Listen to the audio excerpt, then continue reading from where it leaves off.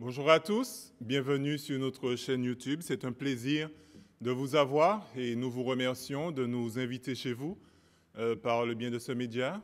Que le Seigneur vous bénisse. Je dis bonjour aux frères et sœurs et tous ceux qui nous visitent. Donc, avant de commencer, nous allons passer quelques chants et nous vous invitons à chanter avec nous et que la gloire revienne au Seigneur.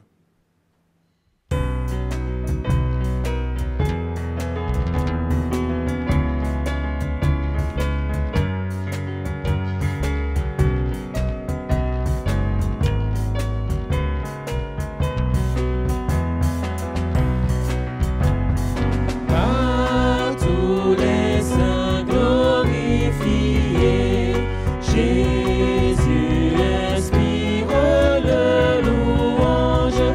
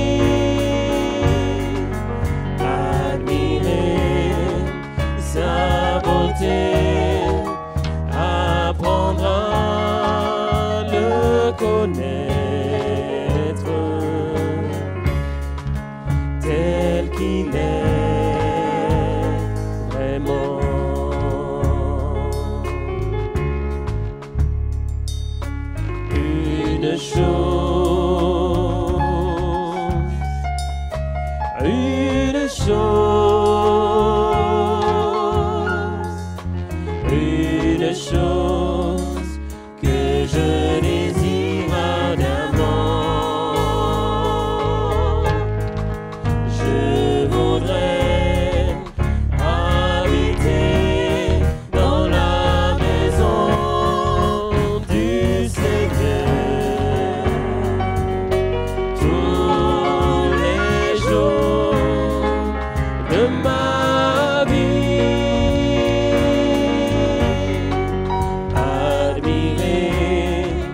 Sa beauté, apprendre à le connaître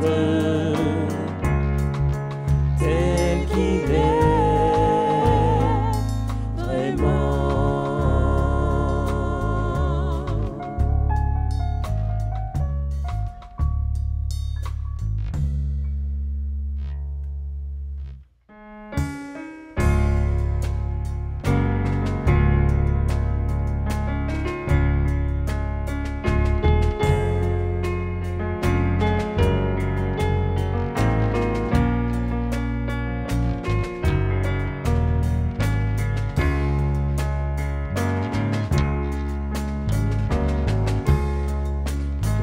Le trône du Très-Haut, mon défenseur saura plaider.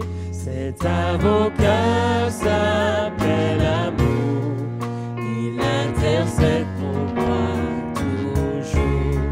Mon nom est gravé sur ses mains, mon nom est inscrit sur son cœur, puisqu'il défend ma cause au ciel. Nul ne pourra me condamner, nul ne pourra me condamner.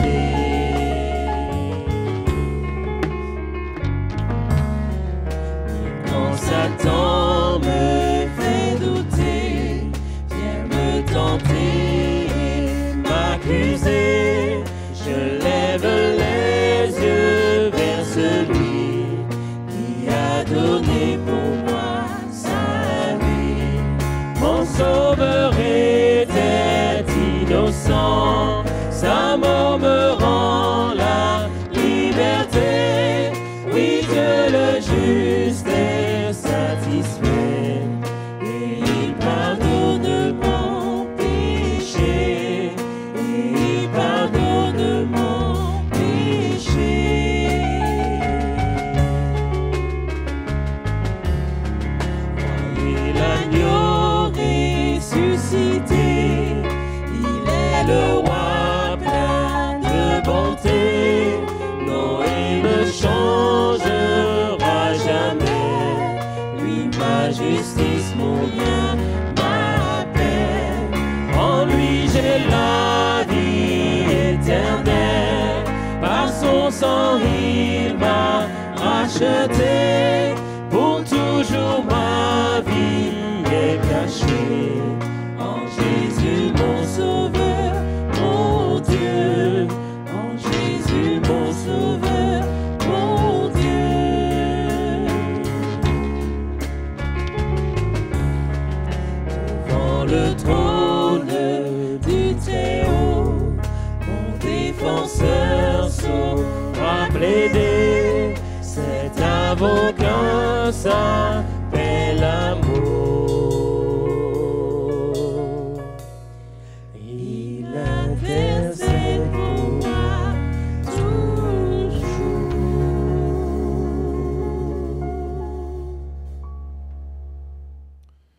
Voilà, donc après ce moment de chant, nous allons donc ouvrir la parole du Seigneur et lire ensemble ce psaume, le psaume 44. Psaume, le chapitre 44, et nous allons lire en entier ce psaume. Voici ce que dit la parole du Seigneur. Au chef des chantres, des fils de Corée, cantique. Ô Dieu, nous avons entendu de nos oreilles, nos pères nous ont raconté les œuvres que tu as accomplies de leur temps, au jour d'autrefois. De ta main, tu as chassé des nations pour les établir. Tu as frappé des peuples pour les étendre. Car ce n'est point par leurs épées qu'ils se sont emparés du pays. Ce n'est point leur bras qui les a sauvés, mais c'est ta droite, c'est ton bras, c'est la lumière de ta face, parce que tu les aimais. Ô Dieu, tu es mon roi, ordonne la délivrance de Jacob. Avec toi, nous renverserons nos ennemis, avec ton nom, nous écraserons nos adversaires. Car ce n'est pas en mon arc que je me confie, ce n'est pas en mon épée qui me sauvera, mais c'est toi qui nous délivres de nos ennemis et qui confonds ceux qui nous haïssent. Nous nous glorifions en Dieu chaque jour et nous célébrons à jamais son nom. Cependant, tu nous repousses, tu nous couvres de honte, tu ne sors plus avec nos armées, tu nous fais reculer devant l'ennemi, et ceux qui nous haïssent enlèvent nos dépouilles. Tu nous livres comme des brebis à dévorer. Tu nous disperses parmi les nations. Tu vends ton peuple pour rien. Tu ne l'estimes pas à une grande valeur. Tu fais de nous un objet d'opprobre pour nos voisins, de moquerie et de risée pour ceux qui nous entourent. Tu fais de nous un objet de sarcasme parmi les nations et de hochement de tête parmi les peuples. Ma honte est toujours devant moi, et la confusion couvre mon visage. À la voix de celui qui m'insulte et m'outrage, à la vue de l'ennemi et du vindicatif. Tout cela arrive sans que nous t'ayons oublié, sans que nous ayons violé ton alliance. Notre cœur ne s'est point détourné, nos pas ne se sont point éloignés de ton sentier, pour que tu nous écrases dans la demeure des chacals et que tu nous couvres de l'ombre de la mort. Si nous avions oublié le nom de notre Dieu et étendu nos mains vers un Dieu étranger, Dieu ne le saurait-il pas, lui qui connaît les secrets du cœur? Mais c'est à cause de toi qu'on nous égorge tous les jours, qu'on nous regarde comme des brebis destinées à la boucherie. Réveille-toi. Pourquoi dors-tu, Seigneur? Réveille-toi. Ne nous repousse pas à jamais. Pourquoi caches-tu ta face? Pourquoi oublies-tu notre misère et notre oppression? Car notre âme est abattue dans la poussière. Notre corps est attaché à la terre. Lève-toi pour nous secourir. Délivre-nous à cause de ta bonté. Amen. Nous allons maintenant courber nos têtes et prier le Seigneur. Mon Dieu, mon Père, nous voulons te remercier. Te remercier parce que, encore une fois, tu nous rappelles que ce n'est pas la force de nos bras, ce n'est pas encore notre intelligence, notre grande armée qui peuvent nous délivrer, mais c'est ta main, c'est ta droite, Seigneur. Et nous voulons te remercier parce que tu soutiens ton peuple. De là où nous sommes, ô Éternel, tu déverses tes bontés envers nous. Elles se renouvellent chaque matin. Et Père, si nous n'étions pas sûrs de voir la bonté de l'Éternel sur la terre des vivants, nous serions le plus malheureux des hommes. Mais Père, en ce jour, tu nous montres que tu es avec ton peuple et que ta grâce nous environne. Ta grâce est avec nous. Ô Éternel, sois avec chacun de nous. Bénis tes enfants, ceux qui sont dans la souffrance, ceux qui sont esseulés, que tu puisses les visiter, que tu puisses leur donner une double portion de ta grâce afin qu'ils puissent supporter, Seigneur, ces moments difficiles. Et Seigneur, qu'en retour, ils puissent exploser en action de grâce, en te louant et en te glorifiant. Maintenant, Dieu, mon Père, je voudrais te demander de bénir ce service, ta parole qui sera présentée, que tu puisses bénir ton serviteur et qu'il puisse exposer ta parole avec droiture et avec vérité, et que ton peuple, Seigneur, puisse être édifié. Mais avant toute chose, que ton nom puisse être glorifié, que Christ soit exalté, que le Saint-Esprit, Seigneur, puisse faire son œuvre en nous. Ô Éternel, bénis chacun de nous, nous t'avons prié et demandé ces grâces dans le nom de ton Fils Jésus. Amen. Voilà maintenant, bien-aimés, nous allons entendre un chant spécial.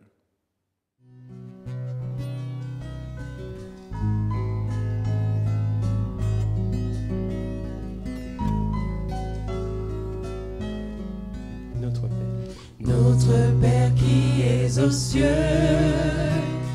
que ton nom soit sanctifié, que ton règne vienne, que ta volonté soit faite sur la terre comme au ciel. Donne-nous aujourd'hui notre pain de ce jour.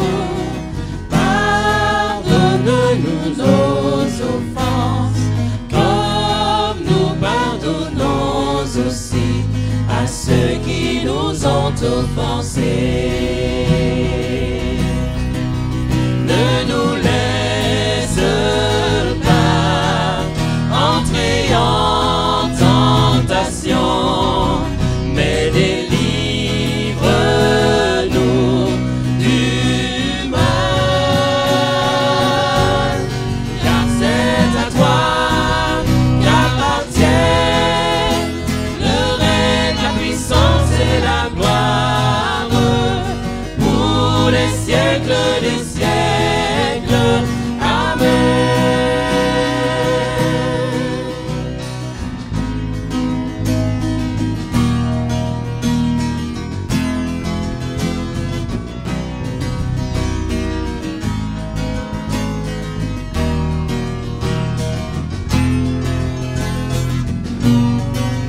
Abba Père, Abba Père, Abba Père, Abba Père, Abba Père, Abba Père, Abba, Abba, Abba Père, Abba Père, Abba Père, Abba Père, Abba Père, Abba Père, Abba, Abba, Abba Père, Abba Père, Abba Père, Abba Père, Abba Père, Abba Père, Abba, Papa.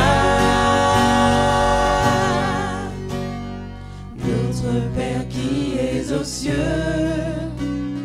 que ton nom soit sanctifié, que ton règne vienne, que ta volonté soit faite sur la terre comme au ciel.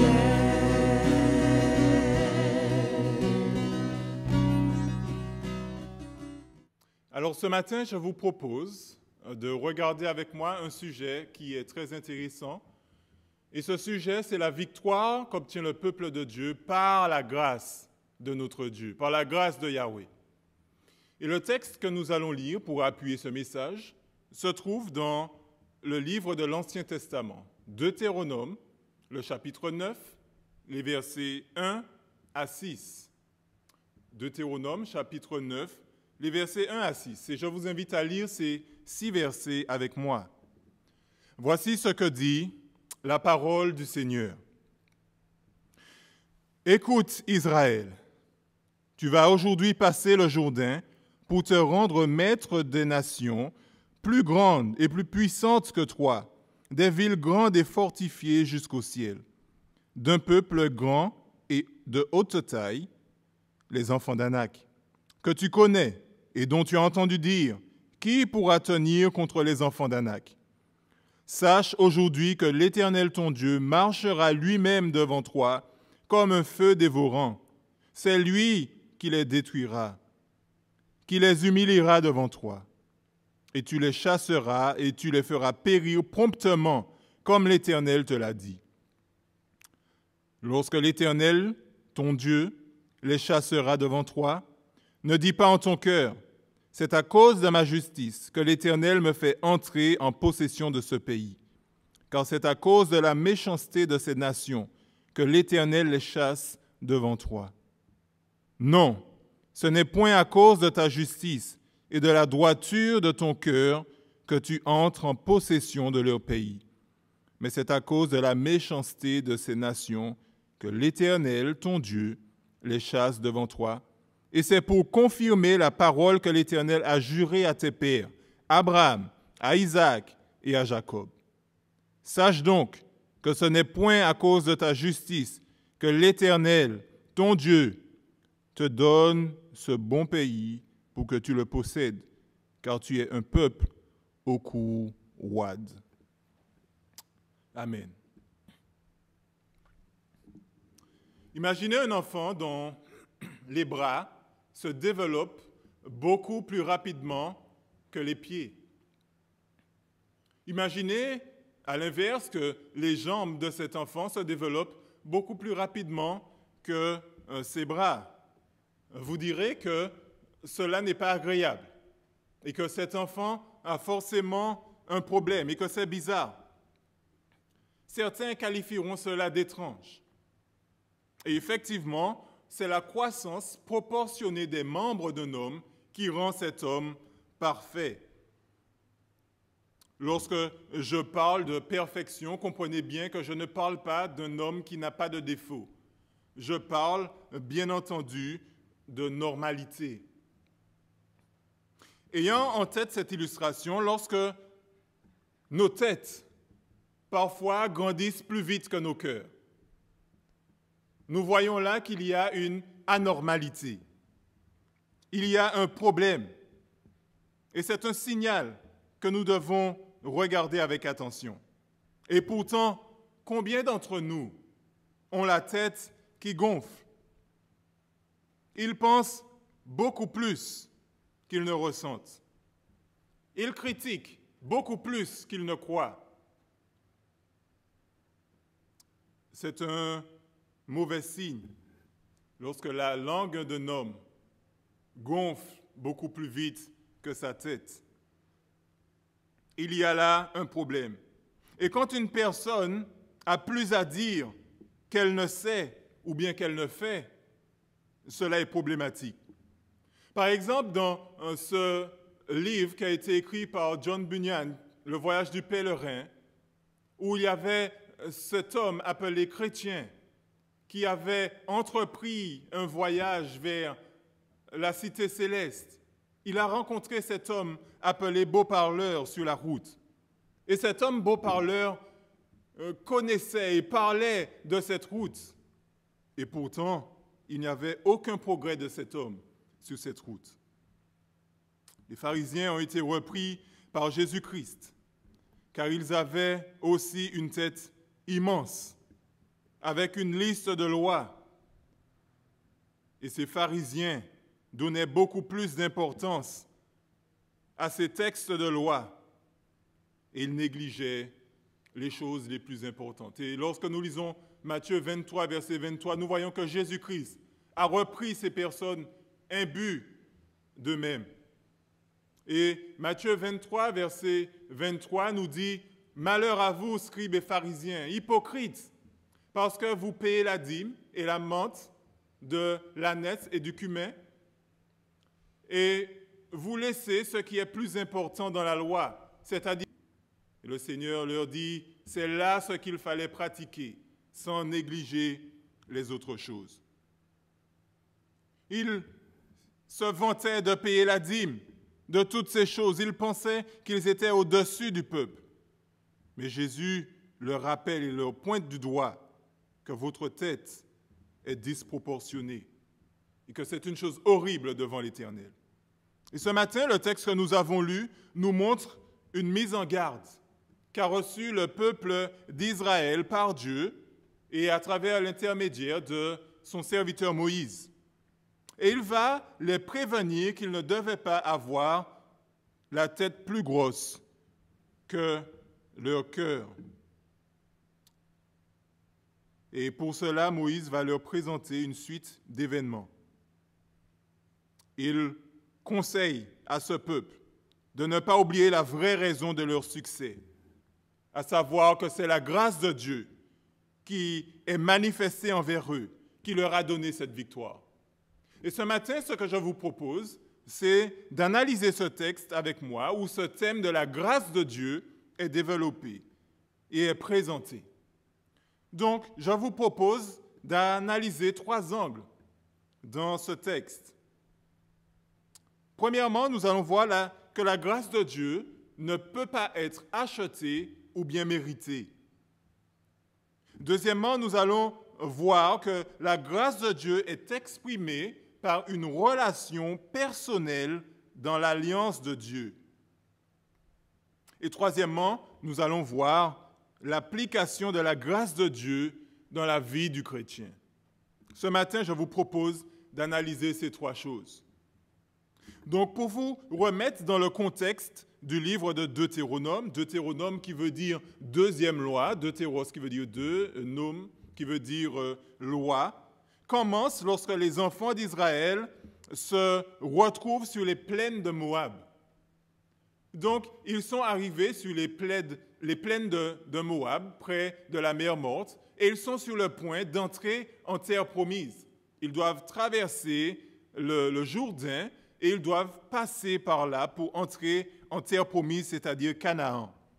Et Moïse va commencer par rappeler certains événements du voyage des enfants d'Israël depuis le mont du Sinaï jusqu'à leur arrivée dans ces plaines. Et le livre de Deutéronome démontre la fidélité de Dieu qui réside dans sa miséricorde envers les pécheurs.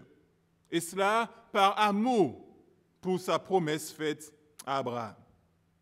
Et théologiquement, Moïse veut convaincre le peuple d'Israël de faire confiance à l'Éternel et de lui obéir. Ils doivent obéir à l'Éternel. Pourquoi? Parce que c'est lui seul qui pourra leur donner la victoire. Et s'ils respectent le terme de cette alliance passée avec lui au Sinaï, eh bien, ils seront plus que vainqueurs. Moïse va donc faire 3 longs discours dans le livre de Deutéronome. Et dans ces 3 grands discours, il va expliquer tout cela aux enfants d'Israël. Et il va terminer ses discours en mettant les bénédictions et les malédictions qui s'attachent aux commandements donnés par Dieu à la fin de ce livre. Et Moïse va leur dire de choisir. Choisissez la vie. Et Moïse va le rappeler, bien sûr, dans ce livre de Deutéronome, qui veut dire deuxième loi, qui est simplement une répétition des 10 commandements qui ont été donnés dans Exode 20. Donc, nous voyons que le peuple de Dieu est rappelé par Moïse de tous ces commandements que Dieu leur a donnés à la montagne. Et le texte que nous avons lu se trouve dans le 2e discours de Moïse. Au chapitre 8, il va développer le thème du problème du cœur des enfants d'Israël. Il y a un problème dans leur cœur. Et dans le chapitre 9, Moïse va reprendre ce même thème. Et il va leur rappeler que leur cœur est vraiment mauvais. Et il va leur rappeler l'événement d'Exode 32, c'est-à-dire du veau d'or. Mais avant de s'étendre sur ce thème, qui va aller jusqu'aux 22 premiers versets du chapitre 10, il va leur parler avant cela de la grâce et de la miséricorde de Dieu dans ces 6 premiers versets.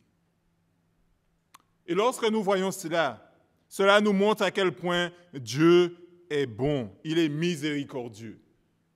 Au milieu de ces mauvais souvenirs, il y a un souvenir qui en vaut la peine, et c'est le souvenir que Dieu est miséricordieux et qu'il exerce sa grâce envers des pécheurs. Donc, Moïse va dire à ses enfants d'Israël que la grâce de Dieu ne peut pas être achetée ou bien encore méritée.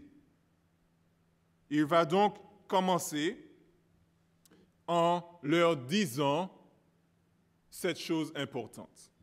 Maintenant, il est approprié, je pense, de savoir ce que nous entendons par la grâce de Dieu. Qu'est-ce que nous entendons lorsque nous parlons de la grâce de Dieu?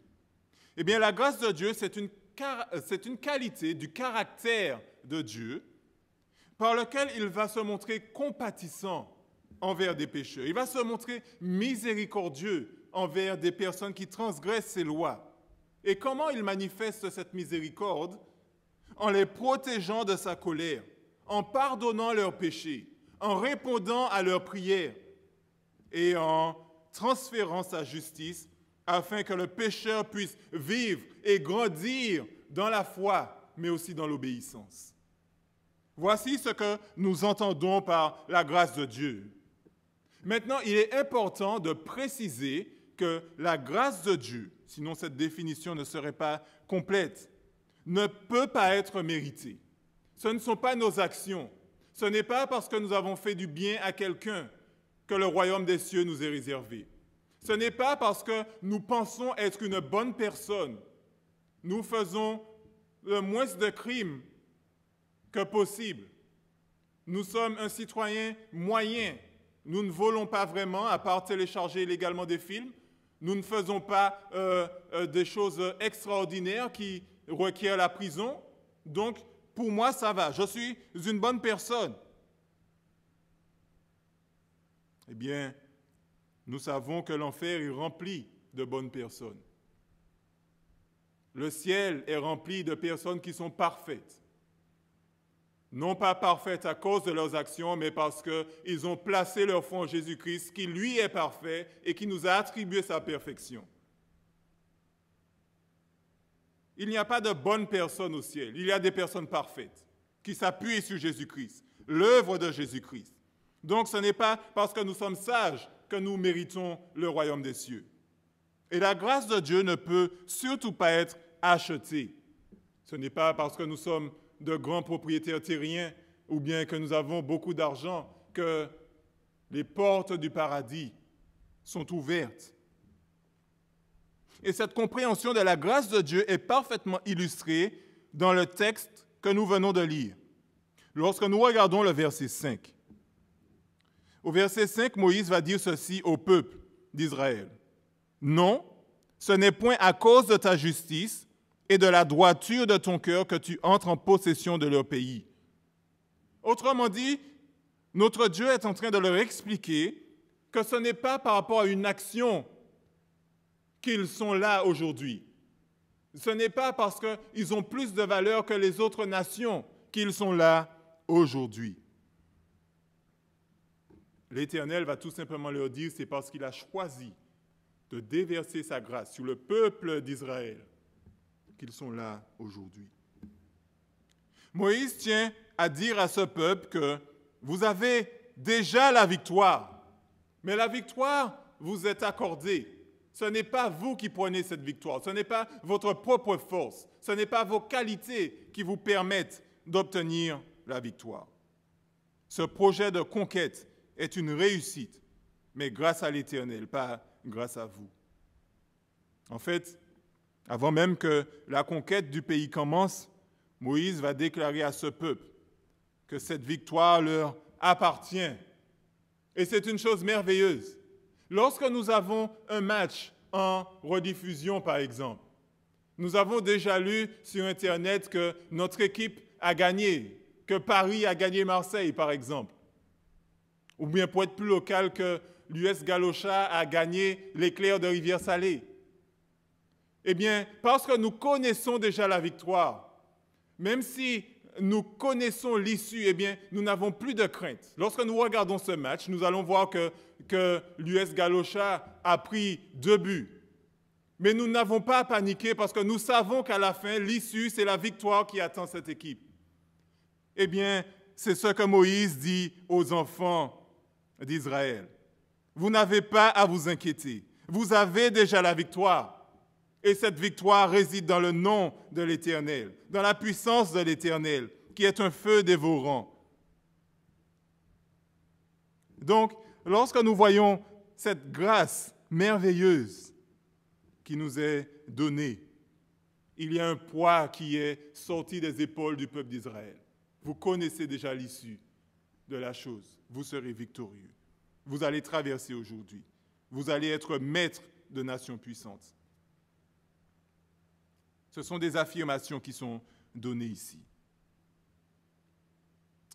C'est une grâce que le peuple d'Israël a reçue. Et lorsque nous lisons Deutéronome, les versets 1 et 2, voici ce qui est dit aujourd'hui, tu vas aujourd'hui passer le Jourdain pour te rendre maître de nations plus grandes et plus puissantes que toi, des villes plus grandes fortifiées jusqu'au ciel, d'un peuple grand et de haute taille, des enfants d'Anak que tu connais et dont tu as entendu dire, qui pourra tenir contre les enfants d'Anak?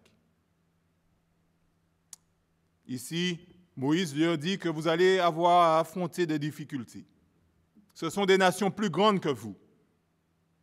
Et ces nations, ce sont ces nations qui sont données dans le chapitre 7 et le verset 1. Donc il y en a 7. Des nations qui sont beaucoup plus grandes et puissantes que le peuple d'Israël. Il y a les Hétiens, les Girgasiens, les Amoréens, les Cananéens, les Phérésiens, les Héviens, les Jébusiens. Il y en a 7. Et pourtant, ce peuple moins nombreux vont avoir cette victoire parce qu'ils ont le Créateur du ciel et de la terre de leur côté. Il va leur parler de villes fortifiées. Ici, bien sûr, nous avons un exemple dans Josué chapitre 6 avec la prise de Jéricho. Ces nations sont en effet beaucoup plus grandes que les enfants d'Israël, beaucoup plus puissantes. Mais l'avantage que les enfants d'Israël ont, c'est la grâce de Dieu envers eux qui sont des pécheurs. Et cette grâce a cette faculté de donner la paix à celui qui obtient cette grâce. Une assurance que nous n'avions jamais pu avoir si nous étions laissés à notre propre compte. Et lorsque Dieu nous donne l'issue de la victoire, eh bien nous avons l'assurance que rien ne pourra nous empêcher d'obtenir cette victoire. Il y avait là des enfants d'Anak, des géants qui avaient une force décuplée. Ils suscitaient la crainte dès qu'on les voyait.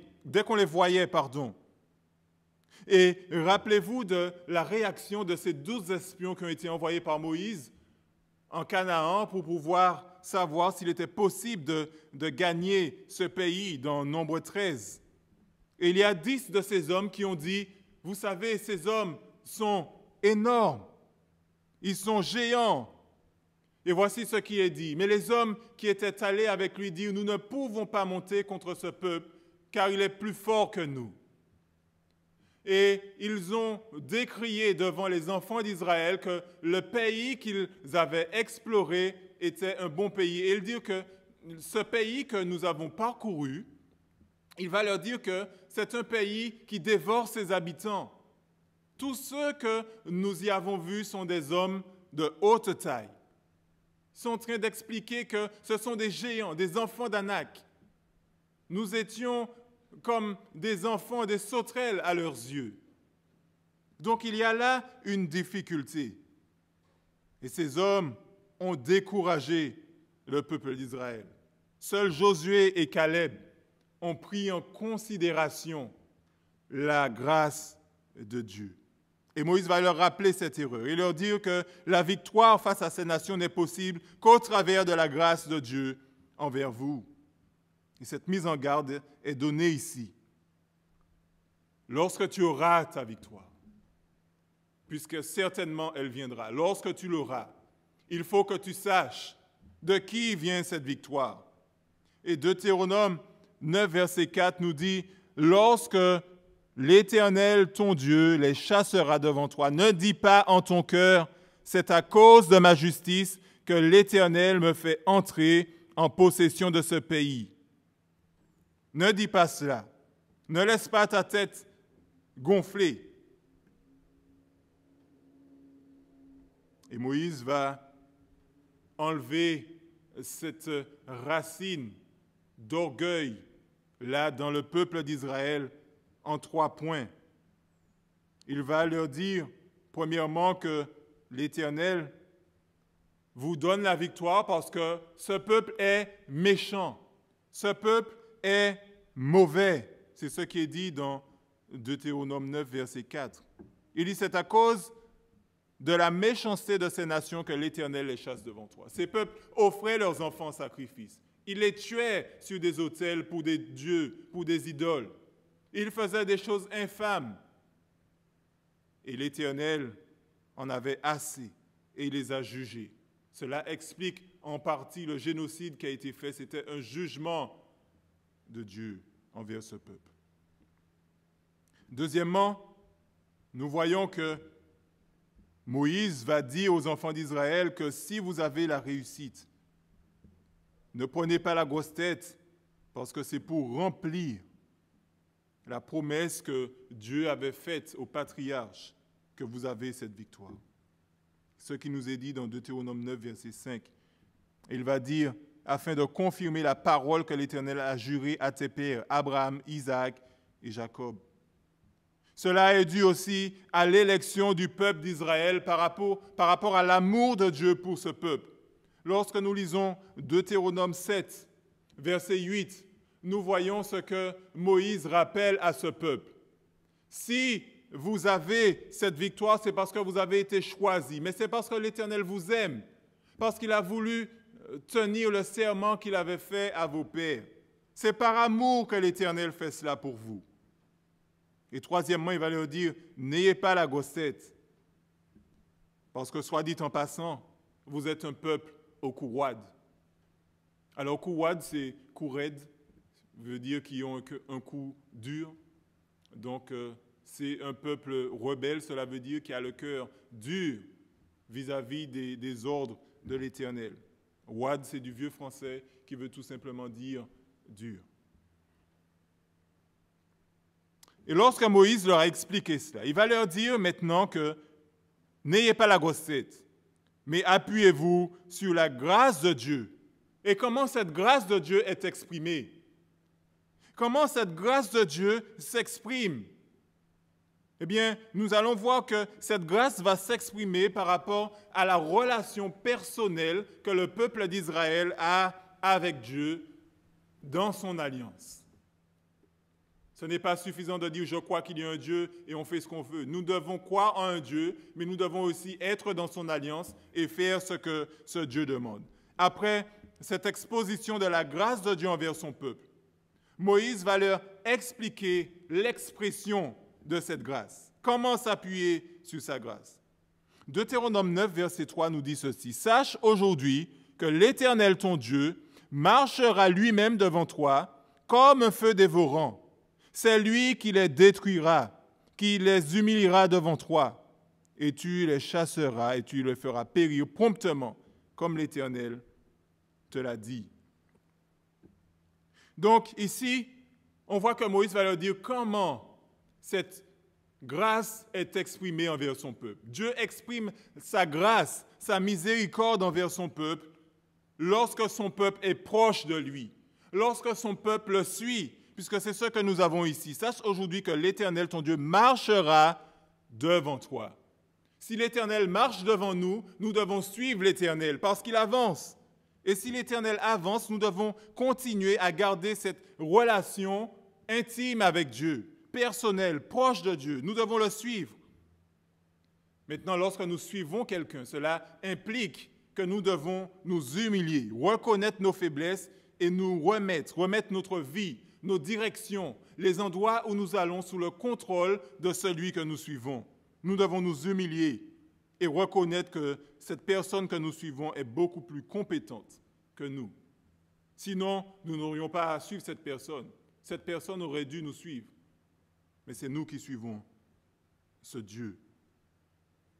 Et ensuite, lorsque celui que nous avons reconnu comme étant supérieur nous donne une direction, nous devons nous plier aux décisions que cette personne nous donne et les appliquer dans nos vies. Et Moïse va leur dire que voici comment vous allez garantir votre succès, en gardant une relation intime avec votre Dieu. La victoire ne réside pas dans le respect de certaines lois. La victoire réside dans le fait que nous soyons proches de Dieu, que nous soyons un peuple qui aime Dieu. Et Moïse va leur rappeler les lois que l'Éternel leur a données. Il va leur dire que, bien que ces lois sont importantes, ces lois sont incapables de vous sauver. Ces lois ne peuvent pas vous sauver. Elles peuvent vous expliquer ce qui est bien, ce qui est mal, mais elles ne peuvent pas vous sauver. Ce qui vous sauve, c'est le fait que vous restiez près du Seigneur et que vous le suivez. Parfois, lorsque nous sommes pris dans les embouteillages, nous voyons le SAMU qui passe. avec ses gyrophares et nous nous écartons pour laisser ce SAMU passer. Et parfois, il n'est pas rare de voir certains motards ou bien voitures qui suivent le SAMU pour justement privilégier cette ouverture, profiter de cette ouverture qui leur est donnée. Le problème donc avec la loi, comme dit Moïse, c'est que cette loi va devenir longue. Elle va devenir pénible à un moment donné si nous le faisons en dehors de la relation de Dieu. En dehors de cette relation intime à travers la prière, la lecture de la parole de Dieu. Si nous essayons de respecter la loi en dehors de cette relation intime avec Dieu, cette grâce ne nous servira de rien et nous allons nous épuiser. Nous allons écouter un pasteur aujourd'hui. Il va nous donner 3 choses à faire pour sortir de telle addiction. Nous allons écouter un autre message sur YouTube. Il va nous donner une liste encore de 5 choses pour sortir de telle ou de telle chose. Donc la liste va s'allonger et au bout d'un moment, nous allons devenir affaiblis. Nous n'allons pas réussir à maintenir une constance dans le respect de ces lois et nous allons baisser les bras. Nous allons être découragés. Et parfois, on peut même égarer cette liste, égarer ce papier. On a pris des notes et pourtant, on perd ces choses. Donc Dieu n'a jamais voulu que notre relation soit basée sur une liste de lois, mais il a toujours voulu que cette relation soit basée sur la grâce de Dieu qui se révèle par son amour. Et lorsque nous lisons Deutéronome 7, verset 8, nous voyons que Dieu a manifesté son amour. Il a dit, c'est parce que l'Éternel vous aime qu'il vous a accordé cette grâce. Et l'Éternel veut que vous puissiez l'aimer en retour. Il les encourage à regarder vers leur père, Abraham, Isaac et Jacob, ces hommes qui ont aimé Dieu. Abraham a tout laissé pour suivre l'Éternel. Il a laissé son pays pour suivre Dieu. Et cet homme a été appelé ami de Dieu dans Jacques 2, verset 23. C'était un homme, un ami de Dieu. Il a aimé Dieu. Isaac a fait également ce que Dieu lui a demandé. Il a placé sa confiance en Dieu. Il a aimé Dieu. Et le succès d'Isaac n'est pas basé sur le fait qu'il ait respecté des lois, bien que cela implique cela, mais parce qu'il a aimé Dieu. Jacob, de même s'il l'a fait sur la fin de sa vie, parce que Jacob, c'est un mécréant, il a essayé de faire des choses en dehors de sa relation avec Dieu. Et il a vu où ça l'a mené, vers les tourments, vers l'échec, vers la crainte du lendemain. Mais lorsqu'il a placé sa foi et son amour en Dieu, eh bien Dieu a changé son nom et il est devenu une nouvelle personne. Il est devenu le père d'une nation puissante. Dieu ne veut pas que sa relation avec son peuple soit liée à une liste de règlements, mais il veut que cette relation soit basée sur une intimité avec lui, contrôlée, poussée, motivée par l'amour que nous avons pour lui, et non pas par une liste. Le problème avec la liste, comme je vous disais, c'est qu'elle coupe la communication parfois. Je peux vous donner une liste de choses à faire et vous n'avez plus besoin de moi. Vous allez avec cette liste. Si c'est des courses, vous allez faire vos courses. Vous n'avez plus besoin de mes informations ni de quoi que ce soit parce que vous avez cette liste. Mais lorsque vous avez une relation, même si je vous ai donné une liste, vous allez quand même venir vers moi parce que vous m'aimez, vous voulez me poser des questions, vous voulez être sûr de faire les choses pour mon bien.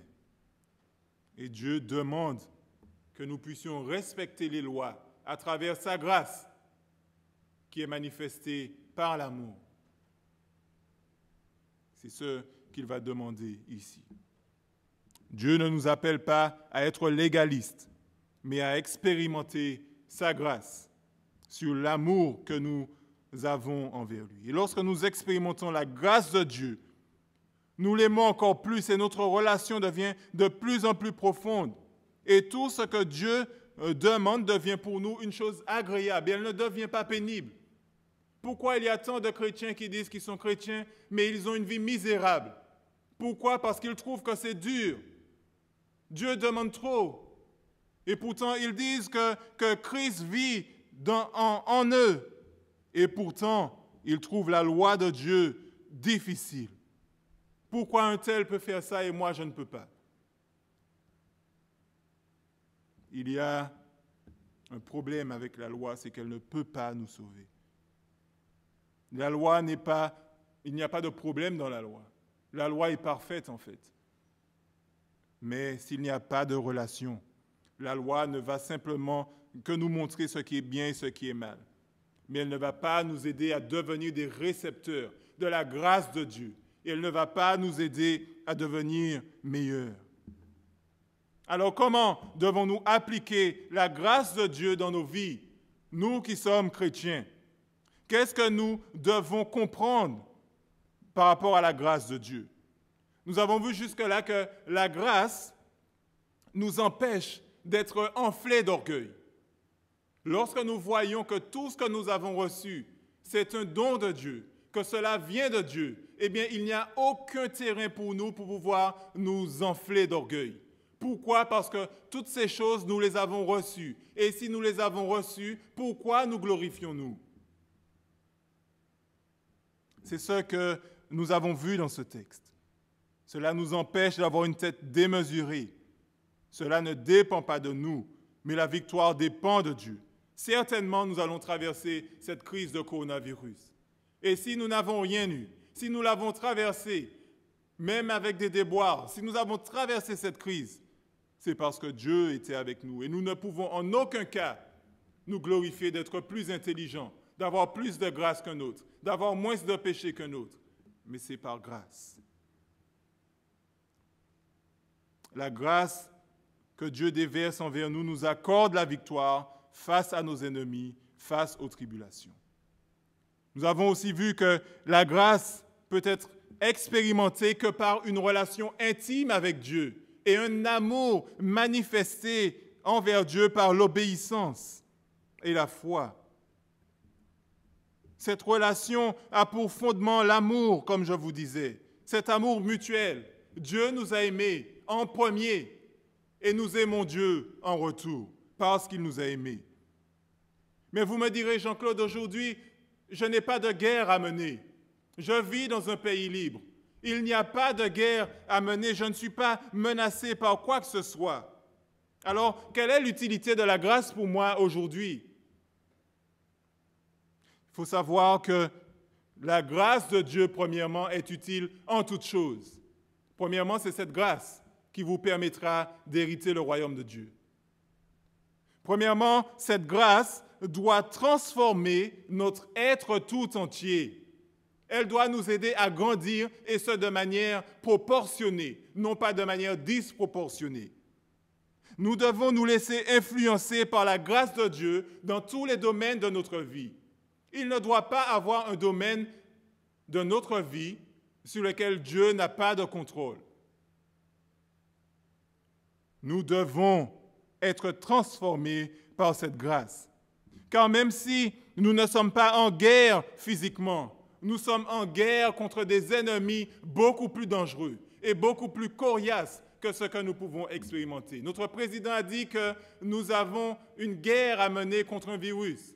Mais sachez que la guerre que nous menons est beaucoup plus terrible que ce petit virus.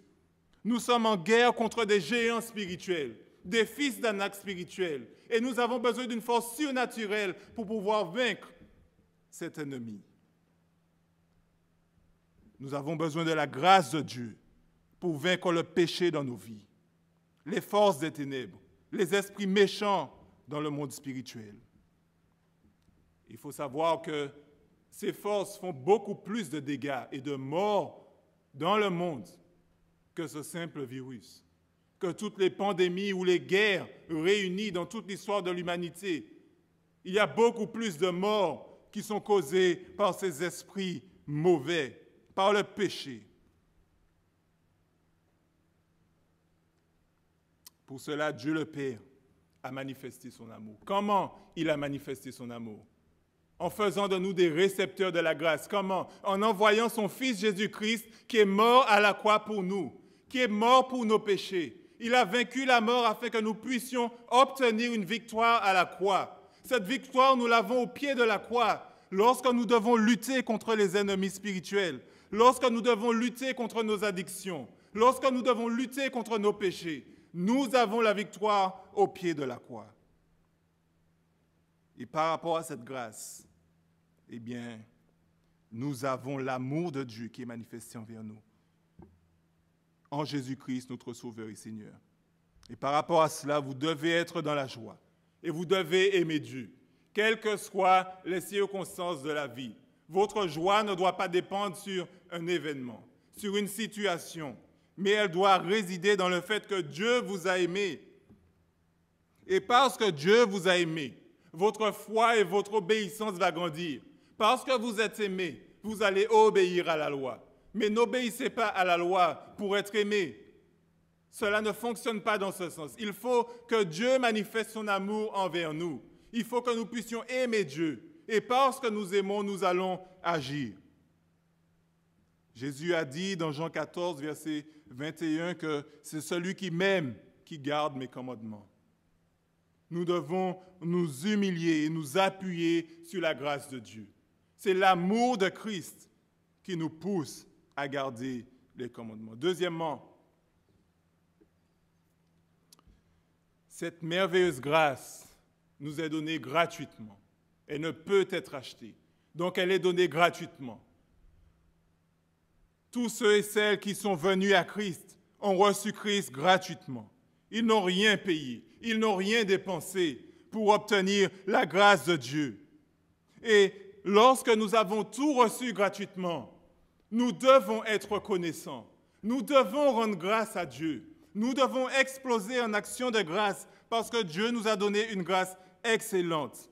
Nous ne devons pas nous laisser prendre par les plaintes. Nous ne devons pas nous laisser surprendre en train de murmurer 24 heures sur 24, 7 jours sur 7. Et pourquoi cela?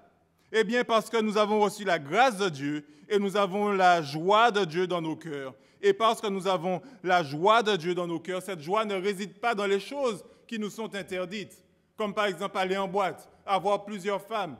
Nous ne devons pas chercher nos joies dans ça, mais notre joie réside dans le fait que Dieu nous a aimés. Nos noms sont écrits et inscrits sur le livre de vie. Voilà notre joie. Et parce que nous avons cette joie, nous devons exploser en action de grâce. Nous devons exprimer notre gratitude envers Dieu et lui rendre la gloire qui lui est due. Philippiens 4, verset 6 nous dit de ne pas nous inquiéter de quoi que ce soit, mais en toute chose, faites connaître vos besoins à Dieu par des prières et des supplications avec action de grâce. Vous avez le devoir de rendre grâce à Dieu.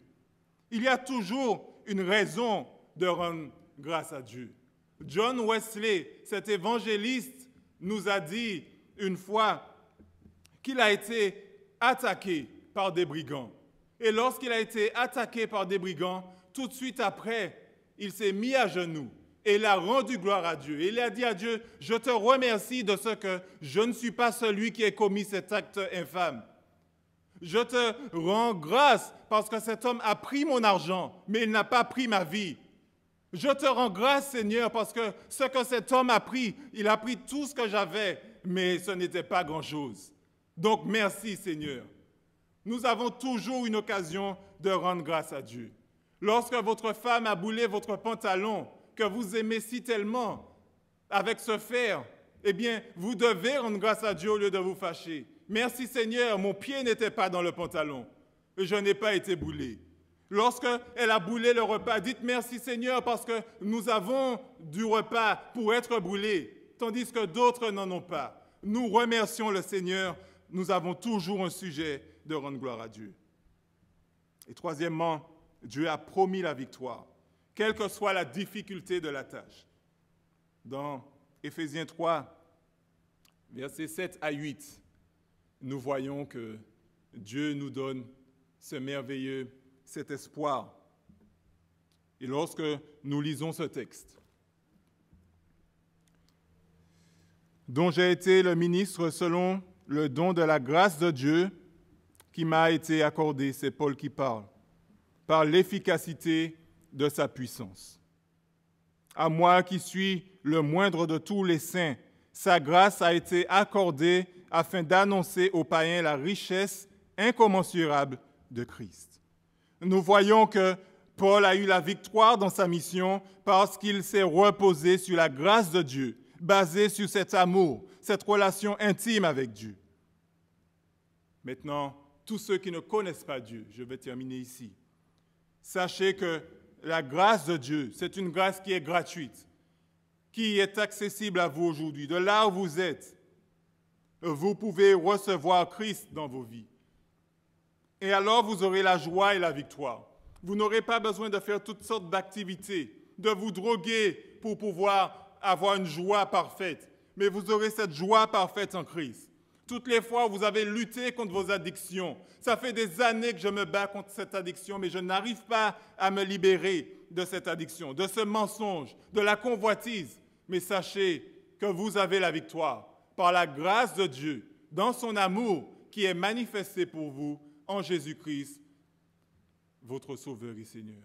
Aujourd'hui, c'est jour de grâce. Si vous entendez sa voix, n'endurcissez pas vos cœurs. Amen. Nous allons prier le Seigneur pour terminer ce service. Père éternel, nous voulons te remercier parce que par ta grâce, ô Éternel, qui ne peut ni être méritée, ni achetée, mais qui est donnée gratuitement à des pécheurs tels que nous avons la victoire en Jésus-Christ. Nous avons la victoire sur nos ennemis. Nous avons la victoire sur les moments difficiles. Et cela parce que c'est toi qui marches devant nous. Tu es le Dieu Tout-Puissant. Rien n'échappe à ton contrôle. Tu connais les cœurs, les pensées les plus secrètes. Ô Éternel, agis dans le cœur de tes enfants et aide-nous, ô Éternel, à regarder constamment à cette merveilleuse grâce que tu nous as donnée à la croix. Regardez à Christ. Que ces paroles puissent devenir réalité dans nos cœurs, et sincérité dans nos cœurs, et que nous puissions marcher comme tu le demandes. Que la gloire et l'honneur te reviennent. Nous t'avons prié et demandé ces grâces dans le nom de ton Fils Jésus. Amen. Voilà, frères et sœurs, amis visiteurs, notre réunion est terminée. Je vous dis à tout à l'heure pour l'étude biblique, l'école du dimanche, sur notre groupe WhatsApp. À bientôt.